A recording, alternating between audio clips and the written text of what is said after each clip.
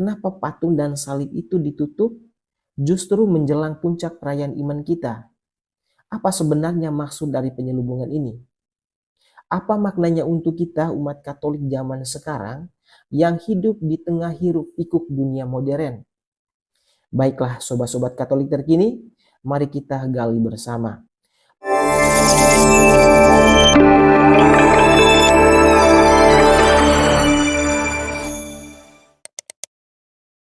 Halo sobat-sobat Katolik terkini, apa kabar kalian?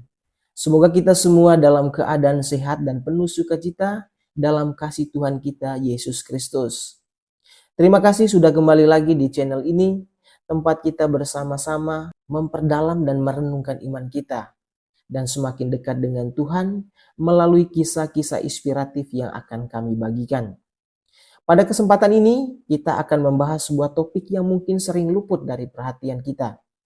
Sesuatu yang tampak sederhana, namun menyimpan makna yang sangat dalam. Coba sobat-sobat Katolik terkini ingat-ingat kembali. Saat mengikuti misa di Minggu Prapaskah yang kelima, adakah sesuatu yang berbeda di gereja parokimu?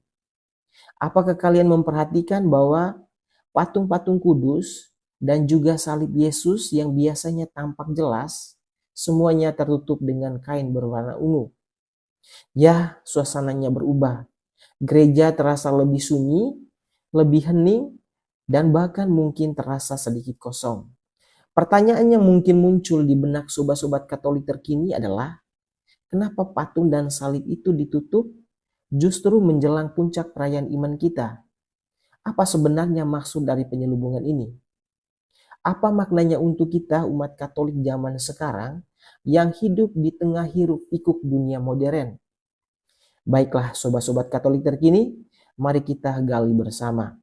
Penyelubungan patung dan salib bukanlah kebiasaan baru. Tradisi ini telah berlangsung berabad-abad lamanya. Bahkan sejarah mencatat bahwa sejak abad ke-9 di wilayah Jerman, umat Katolik telah membentangkan kain besar berwarna ungu di depan altar selama masa Prapaskah. Bayangkan di masa itu, tanpa teknologi, tanpa pengeras suara, umat diajak masuk ke dalam keheningan hanya melalui tanda-tanda visual yang sederhana namun kuat.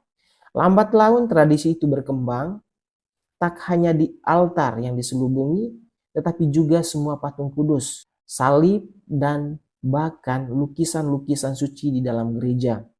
Hingga akhirnya menjadi sebuah tradisi liturgis yang dijalankan di banyak tempat, terutama selama 2 pekan terakhir masa Prapaskah.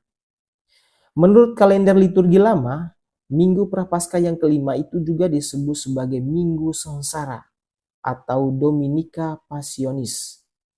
Ini adalah titik awal di mana suasana gereja berubah total. Gereja hendak mengajak kita untuk benar-benar masuk dalam suasana penderitaan Kristus. Dan salah satu cara mengungkapkan perasaan itu adalah dengan menyembunyikan keindahan patung dan salib agar kita semakin rindu akan kehadiran Kristus yang sejati. Sekilas, tradisi ini bisa membingungkan. Mengapa justru saat kita memperingati penderitaan Tuhan, salibnya malah disembunyikan? Bukankah seharusnya salib semakin ditinggikan? Namun justru disitulah maknanya. Penyelubungan ini adalah bentuk paradoks rohani. Kita menyelubungi bukan untuk mengabaikan, tetapi untuk menanti. Lalu kemudian kita juga menutupi patung-patung itu dan juga salib-salib di dalam gereja bukan karena tidak menghormati, tetapi agar pengungkapan misteri keselamatan itu menjadi lebih bermakna. Dalam dokumen resmi gereja yang dikeluarkan oleh Kongres Ibadat Ilahi pada 16 Januari tahun 1988 yang berjudul Perayaan Paskah dan Persiapannya, di dalam dokumen ini dijelaskan bahwa kebiasaan memberi selubung pada salib-salib dan gambar-gambar dalam gereja dapat dipertahankan bila diperintahkan demikian oleh konferensi wali gereja. Salib-salib tetap terselubung sampai akhir liturgi Jumat Agung, tetapi gambar-gambar sampai awal perayaan malam Paskah. Artinya apa? Artinya bahwa selubung ini bukan sekedar ornamen atau dekorasi musiman. Itu adalah bagian dari perjalanan rohani iman kita menuju Paskah. Selubung itu juga menyimbolkan tersembunyinya kemuliaan Tuhan saat ia memasuki sengsaranya. Dan baru pada malam Paskah, saat Kristus bangkit dari kematian, keindahan yang selama ini diselubungi akhirnya ditampakkan kembali. Menurut Monsignor Peter Eloyd, dalam bukunya Celebration of the Liturgical Year, kebiasaan menyelubungi gambar-gambar dan salib memiliki efek psikologis dan religius yang mendalam. Mengapa? Karena sebagai manusia, kita adalah makhluk visual. Apa yang kita lihat mempengaruhi apa yang kita rasakan. Dan apa yang kita rasakan seringkali menjadi jembatan untuk mengalami kehadiran Tuhan dalam doa. Ketika semua patung ditutup, ketika salib diselubungi kain ungu, ada kekosongan visual yang sengaja dihadirkan. Kekosongan itu menciptakan kerinduan. Kerinduan itu membuka hati untuk merenung lebih dalam dan memusatkan perhatian kepada inti dari segalanya, yaitu Yesus Kristus, Sang Penebus yang wafat demi kita semua.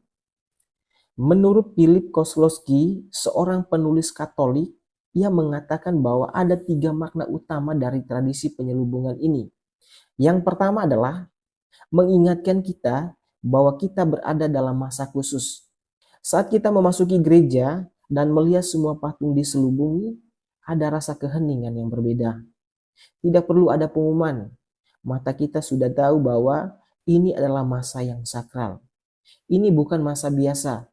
Ini adalah masa persiapan rohani menjelang Trihari Suci. Yang kedua, penyelubungan itu membantu kita memusatkan perhatian pada sabda Tuhan. Tanpa banyak gangguan visual, kita lebih mudah menyimak bacaan kitab suci yang dibacakan dalam perayaan Ekaristi.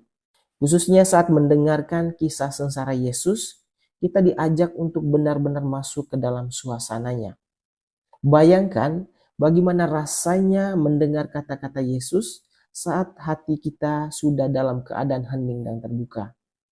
Itulah kekuatan dari simbol ini. Yang ketiga dan yang paling indah adalah penyelubungan patung dan salib-salib itu menumbuhkan kerinduan kita akan Paskah. Setiap hari kita melihat patung-patung dan salib yang ditutup itu, kita tahu bahwa di baliknya ada sesuatu yang indah dan kita menanti sampai tiba waktunya selubung itu dibuka. Menariknya, gereja juga mengajak kita untuk melihat selubung ini sebagai gambaran dari hidup kita sendiri. Ya, kita hidup dalam dunia yang terselubung. Kita belum melihat kemuliaan Tuhan sepenuhnya. Kita masih dalam ziarah, kita belum tiba di rumah abadi kita bersama Tuhan. Hidup ini ibarat selubung itu. Ada kerinduan, ada harapan, ada Tuhan, tapi kadang masih tersembunyi. Dan hanya dengan wafat bersama Kristus, hanya dengan menyerahkan diri kita sepenuhnya kepadanya, kita akan melihat segalanya tersingkap. Kita akan melihat kemuliaan sejati di rumah Bapa. Tentu saja, tradisi ini bisa berbeda-beda di setiap wilayah.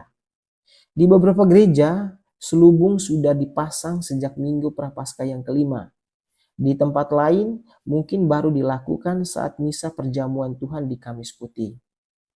Ada yang hanya menyelubungi, ada pula yang benar-benar menghilangkan semua patung dan salib di altar. Kain yang digunakan pun bukan sembarang kain. Biasanya kain ungu polos, tanpa hias, sebagai lambang pertobatan dan kerendahan hati. Lalu pertanyaannya sekarang, apa makna semuanya ini bagiku secara pribadi? Apakah selubung ini hanya terjadi di gereja, ataukah juga ada dalam hidup kita sehari-hari? Ya, kadang hidup kita juga penuh dengan selubung. Selubung karena ego kita, selubung karena dosa kita, atau selubung karena keputusasaan. Tapi di masa Prapaskah ini kita diundang untuk membuka semua selubung itu di hadapan Tuhan. Untuk membiarkan Tuhan yang menyingkapkan siapa diri kita sebenarnya dan memuliakan kita dengan kasih-Nya. Ya sobat-sobat Katolik terkini, penyelubungan patung dan salib adalah pengingat visual simbolis, emosional, dan spiritual. Ia bukan untuk mengurangi kemuliaan Tuhan, melainkan justru bentuk penghormatan. Ia juga bukan menyembunyikan kemuliaan Tuhan itu, melainkan mengajak kita menanti dan merindukan kemuliaan Tuhan. Mari selama masa ini kita biarkan hati kita juga diselubungi, bukan untuk ditutup, tapi untuk dipersiapkan. Agar saat Paskah tiba, saat kebangkitan itu dinyatakan, kita pun siap menyambut terang itu dengan hati yang bersih, penuh harapan, dan penuh sukacita. Terima kasih sudah mengikuti ulasan kami hingga akhir. Jangan lupa untuk like, komen, dan share ya sobat-sobat Katolik terkini. Dan tentu saja klik tombol subscribe dan aktifkan lonceng notifikasinya supaya sobat-sobat Katolik terkini tidak ketinggalan dengan konten-konten terbaru yang akan kami bagikan. Sampai jumpa di video berikutnya. Pace e bene.